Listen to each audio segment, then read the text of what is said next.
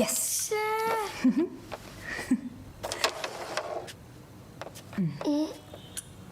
ആ ദാ അമ്മ കൊണ്ടുപോകാൻ വന്നു. ഹായ്.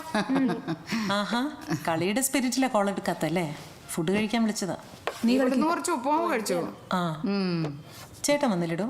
ഇന്ന് ഫ്ലോറിന് നൈറ്റാ. ആ, അങ്ങനല്ല. ആഹാ, ഇതൊക്കെ അറിയോ? നിക്കിപ്പൊടി. ചേച്ചി ഞാൻ ഇറങ്ങാം. ആ എന്താ? എന്ത് പറ്റി? കുഴപ്പമില്ല. അയ്യോ ചേച്ചി ഐസ് എടുക്കാം.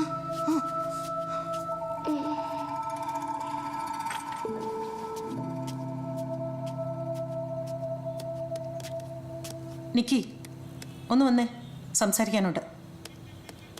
ആ സ്ട്രൈക്കർ കൊണ്ട് കാർത്തിക്കിന്റെ ചുണ്ട് മുറിഞ്ഞു. വേണ്ട, താഴെ അവരൊക്കെ കിടന്നു. ഒരു കാര്യമില്ലത് ഇടക്കറി വന്നിട്ട്. ഏ, അമ്മ ഇടക്കറി വന്നോണ്ടാ. അമ്മയാണോ എല്ലാത്തിനും കാരണം? ഞാൻ പറഞ്ഞത് കറക്റ്റാ, അമ്മ തന്നെയാ. ആ, എന്നോടൊന്നും മിണ്ടുകയില്ല, പറയാൻ വന്നാൽ കേൾക്കുകയില്ല. ഒന്ന് നിൽക്ക്, ഇത് പറഞ്ഞു തീർത്താലേ ശരിയാവുള്ളൂ. എല്ലാം തീർത്ത് കഴിഞ്ഞിട്ട് എന്ത് പറയാൻ? എൻ്റെ ലൈഫും കളഞ്ഞു. ഒരു കല്യാണമാണോ എനിക്ക് ലൈഫ്? ആ പയ്യനെ നിന്നെ അക്സെപ്റ്റ് ചെയ്യാൻ പറ്റാത്തോണ്ടല്ലേ? പെണ്ണിൻ്റെ അമ്മ പ്രേമരോഗിയാണെങ്കിലേ കുറച്ച് കഷ്ടമായിരിക്കും ആക്സെപ്റ്റ് ചെയ്യാൻ. പ്രേമരോഗ്യോ? എന്ത് ചീപ്പാടോ താൻ? തനിക്ക് ഇതിനെപ്പറ്റി എന്തറിയാം? ഇങ്ങനെ കല്യാണ മെറ്റീരിയൽ ആണോ നോക്കിയിട്ടല്ല ലൈഫ് പാർട്ട്ണറെ തിരഞ്ഞെടുക്കേണ്ടത്. ലൈഫിൽ ഒരു പ്രാവശ്യമെങ്കിലും റൊമാൻസ് എന്താണെന്ന് അറിഞ്ഞിരുന്നെങ്കിൽ താൻ എന്നെ ഇങ്ങനെ ജഡ്ജ് ചെയ്യില്ല. ഓക്കെ, അമ്മ ഒന്നിരിക്കോ? ഒന്നിരിക്കോ?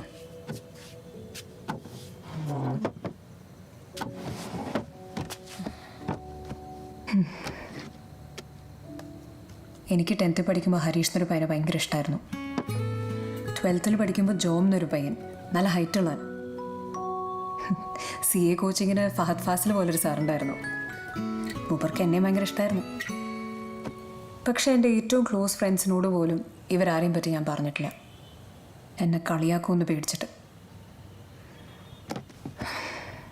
എൻ്റെ അമ്മ ഇങ്ങനത്തെ ഒരാളല്ലേ, ഞാനും അമ്മേനെ പോലെ എന്ന് വിചാരിച്ചാലോ?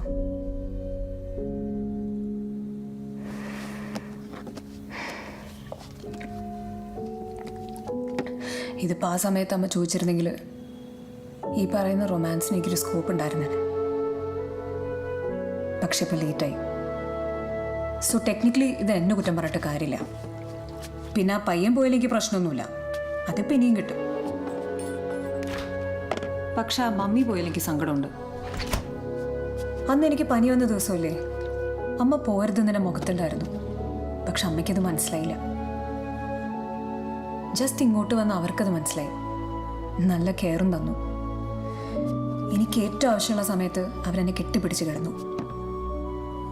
അമ്മ അവസാനമായിട്ട് എന്നെ കെട്ടിപ്പിടിച്ചത് എന്താണെന്ന് സത്യമായിട്ട് എനിക്ക് ഓർമ്മയില്ല കേട്ടോ. സോ എനിക്ക് മിസ്സായത് ആ പയ്യനെയല്ല, അവൻ്റെ അമ്മേനെയാണ്. അവരെനിക്കൊരു പെർഫെക്റ്റ് അമ്മയായിരുന്നു.